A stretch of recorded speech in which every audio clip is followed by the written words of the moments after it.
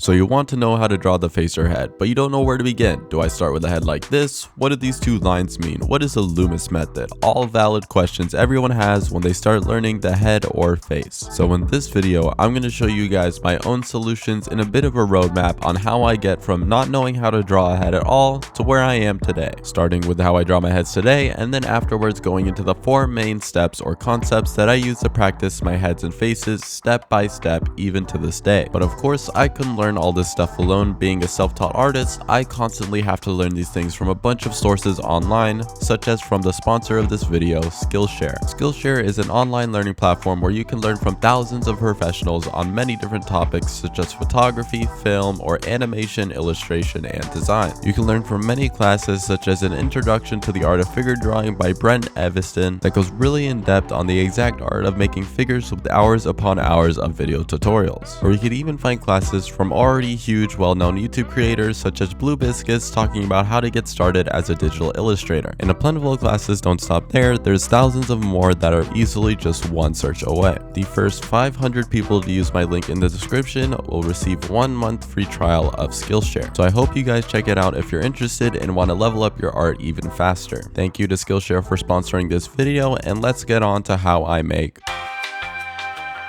Now, I would like to start with how I currently simplify my own head, so that we can have a bit of an end goal on how we'd like to simplify and what to think about when making the head. For starters, every head that I create begins with a midline and eye line. This will dictate where the head is generally facing and a bit of the proportions. Then I create the contour of the head, starting from where it caves in due to the eye socket and ending at the chin. Then add the ear to create an anchor for the rest of the parts, and then I add the chin, back of the head, and the neck.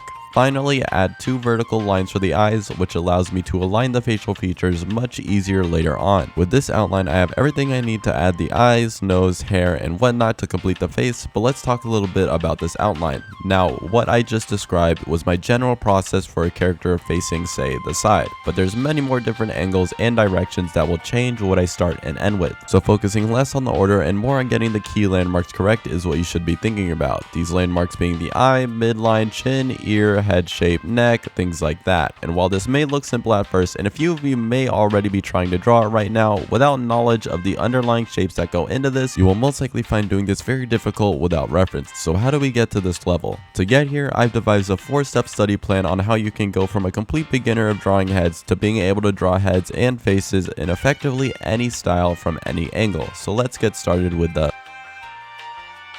To start with drawing heads, we need to be familiar with the basic shapes that make them up. To do this, start with making a sphere and giving it a horizontal and vertical line that wraps around it. Now keep on making those spheres with those lines until you're comfortable making them from whichever angle. Now take that vertical line and extend it beyond the bottom of the sphere to about 1/3 of the total length and create another horizontal line just below the original one. With this, we now have the base sphere, midline, and eyeline for the head. Now we create the ear, with the tip of the ear being slightly above the eyeline and the bottom ending near the bottom of the sphere. Connect the bottom of the midline to the ear, creating the chin shape, and finally redrawing the top of the head, as the sphere is usually a bit small compared to an actual human head. If you're having trouble thinking about how the face and lines wrap around the sphere, think of it like a bent piece of paper, bending and facing one side, and try drawing that paper on top of the sphere, and I think that'll help out quite a little bit. And now, assuming that you listened to me and now you're able to get the basic shapes of the head down, let's start to get a little more specific and think about the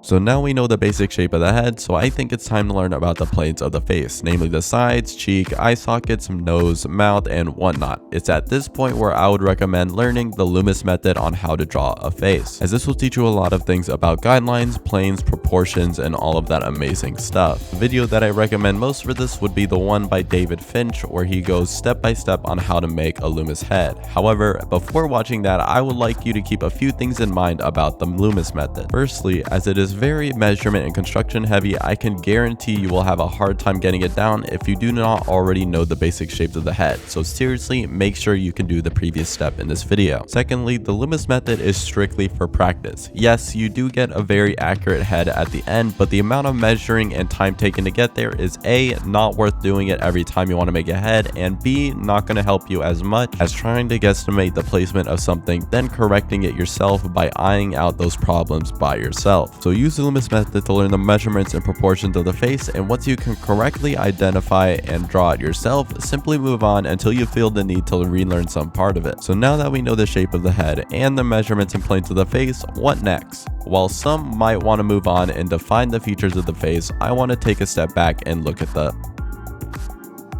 Now the skull is a bit of like the why of the head. Why does the eye cave in at a certain point? Because of the eye socket. Why does the head look flat on the sides? Or why is it connected to the neck at a certain point? Because the skull says so. So learning the skull will really solidify your knowledge of the shapes and planes of the head and take it to the next level in a way that you previously wouldn't have even thought about. In order to study this, I use a 3D model of the skull by Sketchfab, link in the description. This model is completely free and quite well detailed. It allows me to move it around to any angle that I want and sketch it from there. And as you start to sketch it from different angles, you can see just how different it is based on where you can see it from, such as how the shape completely changes in terms of how narrow things are at the chin if you're drawing it from a higher angle compared to a lower one, or how much more pronounced the nose gets the further to the side angle that you get of the skull. Noticing things like this will come in handy later on when working with different face types, and this is why I consider the skull to be so important. And now that we have finished the skull, we can finally get on to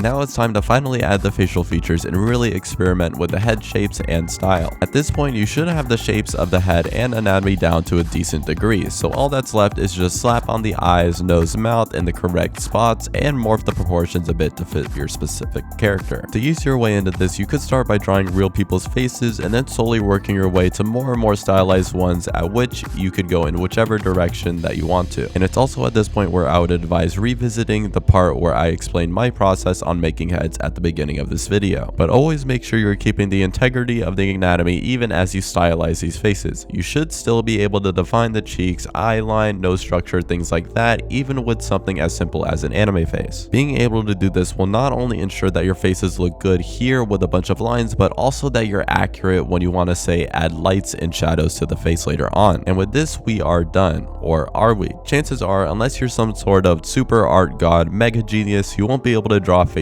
perfectly by just doing these 4 steps once. And that's just fine. These steps aren't only meant to be done one time. They're meant for you to go over once until you're satisfied, and then once you feel like your faces aren't good enough again, you repeat and repeat until eventually, by going through each step in different ways, you can confidently visualize and create accurate heads and faces from any angle you want. And to specify by what I mean by different ways, don't only do these steps in the ways that I tell you. Try to think outside the box a little. What about practicing the accuracy of your skulls by drawing the facial features on top, or seeing if you can create a box and place head shapes accurately inside them, stuff like that. But yeah, there we go. That's drawing heads / faces 101, a study guide on how I go from nothing to creating complete heads from any angle. If you guys enjoyed this video, make sure you give it a like and sub if you want more guide-like content like this in the future, and with that, I'll catch y'all in the next one.